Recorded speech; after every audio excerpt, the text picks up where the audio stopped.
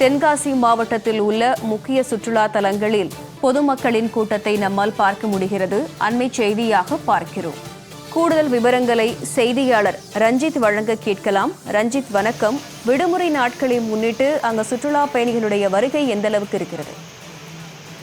அதாவது தென்காசி மாவட்டத்தில் உள்ள முக்கிய சுற்றுலா தலங்களில் ஒன்றான குற்றாலம் பகுதியில் உள்ள அனைத்து அருவிகளிலுமே தற்போது விடுமுறை தினத்தை முன்னிட்டு சுற்றுலா பயணிகள் கூட்டம் என்பது அதிகரித்து காணப்பட்டு வருகிறது. குறிப்பாக குற்றாலம் பகுதியில் உள்ள குற்றாலம் மெயின் அருவி, ஐந்தருவி, சிற்றருவி, புளியருவி, பழைய குற்றால அருவி உள்ளிட்ட அனைத்து அருவிகளிலுமே தற்போது தண்ணீரானது சீராக கொட்டி வரும் நிலையில் அனைத்து அருவிகளிலுமே சுற்றுலா பயணிகள் குளிக்க அனுமதி வழங்கப்பட்டுள்ளது. இந்த நிலையில் சீராக கொட்டி வரும் தண்ணீரில் ஆனந்த குளியல் போடுவதற்காக ஏராளமான சுற்றுலா பயணிகள் தற்போது குற்றாலம் பகுதியில் உள்ள அருவிகளுக்கு வருகை தந்து தங்களது குடும்பங்களுடன் ஆனந்த குளியல் போட்டு வரும் நிலையில் இன்று சனிக்கிழமை விடுமுறை தினம் என்பதால் வழக்கத்தை விட அதிகமாக சுற்றுலா பயணிகள் கூட்டம் என்பது அதிகரித்து காணப்பட்டு வருகிறது.